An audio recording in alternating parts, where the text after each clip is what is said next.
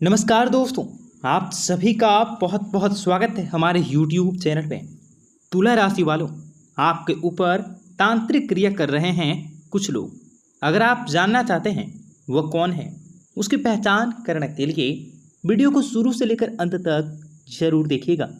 आपकी समस्त समस्याओं का समाधान इस वीडियो में होने वाला है। सबसे पहले वीडियो को लाइक जरूर कर दीजिए और कमेंट बॉक्स में जय माता दी जरूर लिखिएगा। गुरुजी का सीधा आशीर्वाद आपको मिलेगा, आपका बेड़ा पार होगा, माता रानी की कृपा दृष्टि आप पर बनी रहेंगी। दोस्तों, हम कई बार ऐसी घटनाओं के शिकार हो जाते हैं जिन पर हमारा कोई भी बस नहीं होता। इन्हें विज्ञान के नज़र में भले ही एक मिथक समझा जाता है, लेकिन एक बहुत ही बड़ा तबका है जो ऐसी अनोखी घटनाओं को आज भी यकीनन करता है, जो होता है लेकिन भी हमें दिखाई नहीं देता। हम बात कर रहे हैं अनजाने में होने वाले तंत्र क्रियाओं के बारे में। जी हाँ, यकीन करते हैं आज आपका यह यकीन टूटने वाला है। जैसा कि हमने शुरुआत में ही आपको कहा था कि आपको अपने कर्मों के हिसाब से ही फल मिलते हैं। इसका उदाहरण भी आपको मिलने वाला है। सबसे पहले एक मित्रों को दूर करने के लिए जितने भी लोगों को लगता है कि हमारे ऊपर तांत्रिक क्रिया हो गई है या किसी भी प्रकार का हमारे ऊपर जादू टोना किसी ने कर दिया है, यह उसके मन में आता है, तो सबसे पहले इसकी पहचान करके आप अपने सकारात्मकता भर लीजिए। सबसे पहले क्या करना है, नींबू का उपयोग करना है।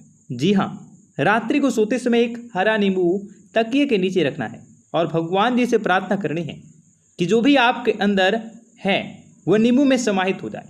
सुबह उठने पर नींबू अगर आपको मुरझाया हुआ नजर आए तो समझ लीजिए तांत्रिक क्रिया हुई है।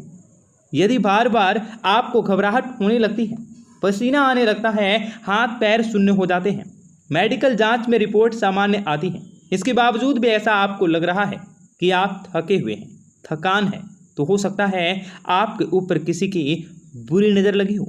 इसके लिए केवल और केवल आपको हनुमान चालीसा का पाठ करना है, मंदिर में जाना है, हनुमान जी को उनके समक्ष बैठकर आपको प्रार्थना करनी है। आपके ऊपर अगर ऐसा कुछ हुआ भी हो, हमेशा के लिए खत्म हो जाएगा और यह 1 दिन 2 दिन 3 दिन में खत्म होने वाला नहीं है। जैसे ही आप हनुमान जी से प्रार्थना करेंगे, जैसे ही हनुमान चालीसा का पाठ करेंगे, तुरंत सब खत्म हो जाएगा। जी हाँ दोस्तों, आपको अचानक से भूख लगती है, लेकिन जब आप खाने बैठते हैं तो खाना खाने का मन भी नहीं करता है। बताइएगा कमेंट बॉक्स में किन किन लोगों के साथ ऐसा होता है। घर में सुबह या शाम मंदिर का दीपक जलाते समय किसी को ऐसा लगता है जैसे मानो कुछ अनहोनी होने वाली है, विवाद होने लगता है, मनमुटाव होने लगता है, बच्चा रोने लगता है, घर के मंदिर में अचानक से आग लग जाती है या परिवार वालों का एक एक व्यक्ति बीमार पड़ने लगता है। ये बहुत ही शुभ संकेत होता है। जी हाँ दोस्तों, आपको क्या करना है, आपको रात को सिरहाने में 1 लोटा पानी भरना है और इसको गमले में लगे बगीचे में किसी भी पौधे पर आप उसको डाल देना है। अगर कोई भी तांत्रिक क्रिया हुई है तो वह 3 दिन में ही या 1 सप्ताह में ही यह पौधा सूख जाएगा और इसे आप अनुमान लगा सकते हैं। और दोस्तों, हम तो कुछ ऐसे लोग हैं जो इस जाल में फंसे हैं। हमने ऐसी कोई हरकत नहीं करी है, दूसरे ही हमारे ऊपर ऐसा करते हैं। ऐसे में बात में कोई भी दो राय नहीं है, फिर भी आपको बता रहे हैं, इंसान को उसके कर्मों के अनुसार ही फल मिलता है। अगर आप इन सभी के चक्करों में आ गए हैं, अगर आपने कभी भी किसी के साथ गलत नहीं किया है, कभी किसी को धोखा नहीं दिया है, आपके ऊपर यह हो रही है, तो तुरंत ही आप यह समाप्त हो जाएंगे। बस ज़रूरत है मन को सच्ची श्रद्धा के साथ भगवान जी के समक्ष रखने की। कई बार मन में नकारात्मकता आ जाती है और यही नकारात्मकता आपके काम को बिगाड़ देती है। अगर आपको ऐसा लगता है कि आपके ऊपर तंत्र क्रिया खत्म नहीं हो रही है, भगवान से प्रार्थना करते ही तुरंत खत्म हो जाती है, फिर बहुत से लोग मन में भरम बिठा लेते हैं। जी हाँ दोस्तों, अब आपको बताएंगे कर्मों का फल उन लोगों पर कैसा आता है जो कि औरों के जीवन में तंत्र क्रिया करते हैं। आज इस वीडियो को देखने के बाद आप अगर करते भी हैं तो उसे छोड़ देंगे, इसकी गारंटी हम आपको देते हैं। दोस्तों, हमारे देश में बहुत से लोग ऐसे हैं जो अंधविश्वास की साधना के जरिए साधना और तांत्रिक क्रियाओं से जीवन में सफलता को पाना चाहते हैं और दूसरों को नुकसान पहुंचाने का कार्य करते हैं। यही नहीं, किसी दूसरे को नुकसान पहुंचाने के अंदर से मंशा रखते हैं। ऐसे लोग अपने जीवन में बहुत ज़्यादा पछताते हैं, क्योंकि भगवान ने कर्म प्रधान जीवन जीने की सलाह दी है, उनकी भक्ति करने की सलाह दी है। ऐसे में वह तो हम छोड़ देते हैं, बल्कि दूसरों को बुरा करने में हम लग जाते हैं। वर्तमान में तंत्र का गलत अर्थ निकालकर उसे जादू से जोड़ दिया गया है। अक्सर जब किसी में बस में आप यात्रा कर रहे हों या कहीं आप घूम रहे होते हैं, वहाँ पर बहुत सारे ऐसे पोस्टर भी मिलते हैं जहाँ पर अलग अलग बाबाओं फकीरों के नाम लिखे होते हैं, जो हमें अन्य अन्य तरीकों से समस्याओं का समाधान करने के लिए कहते हैं। वास्तव में यही तो तंत्र क्रिया होती है। परंतु एक बात आपको जानने होंगे, जो व्यक्ति तंत्र क्रिया करता है किसी और को समाप्त करने के लिए, किसी और को नष्ट करने के लिए, वास्तव में उसका ही पूरा कुल नष्ट हो जाता है। मान्यता के अनुसार इस तरह के कर्म करने या करवाने का कुल यानी कि पूरा खानदान नष्ट हो जाता है।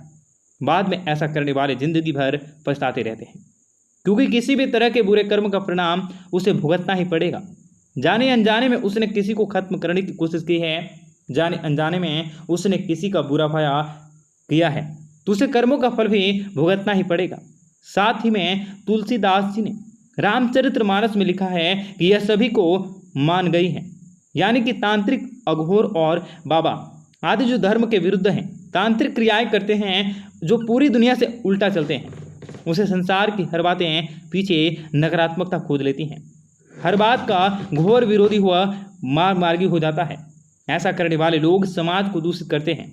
ये लोग उस मुर्दे के समान होते हैं जिसके संपर्क में आने से कोई भी मुर्दा बन जाता है। यह वाल्मीकि रामायण में और अन्य शास्त्रों में यह बात कही गई है। इस धर्म में विरुद्ध कार्य करने को व्यक्ति को नरक की प्राप्ति होती है। जी हाँ दोस्तों, किताबी ज्ञान के खतरे अक्सर ये देखा गया है कि बाजार में मिलने वाला तंत्र ग्रंथों में जो साधना विधि लिखी होती है वो बहुत ही बड़ी अधूरी है। जी हाँ दोस्तों, जो व्यक्ति जिसे जादू टोना करता है, किसी और के ऊपर वो मार्केट से खरीद कर किताब ले आता है और उसके आधार पर उस व्यक्ति का बुरा चाहता है, तो परंतु वास्तव में वह किताब अधूरी होती है। उसमें दो बातें मिलती हैं, एक साधन का फल और दूसरा साधन विधि का कोई छोटा सा अंग। यह भी सही है गलत यह कोई भी नहीं जानता। किताबी ज्ञान आपको इस मार्ग पर चला देती हैं, लेकिन वह मार्ग सही है या गलत कोई भी नहीं बताएगा। जो उस मार्ग पर चलकर गया है और जिसने वो मार्ग के सभी तरह के दुख झेले हैं, हालांकि ऐसी किताब पे दावा किया जाता है कि जो लेखक का सच्चा अनुभव है, लेकिन दोस्तों वास्तव में ऐसा कुछ भी नहीं होता। हमें कभी भी ऐसी क्रियाओं का पीछा नहीं करना है। दोस्तों, अगर आपके जीवन में किसी भी प्रकार की कोई भी ऐसी क्रियाएं हैं तो आप भगवान से प्रार्थना करें, मन के भ्रम को दूर करें। जितना ज़्यादा हो सके आप भगवान की भक्ति में लीन रहें। अगर आपका कोई भी सवाल या सुझाव है तो आप हमें कमेंट बॉक्स के जरिए बता सकते हैं। आपका दिन बेहतर बने इसके लिए कमेंट बॉक्स में जय माता दी अवश्य लिखें। आपका दिन शुभ मंगलकारी हो। जय मां विंध्यवासिनी।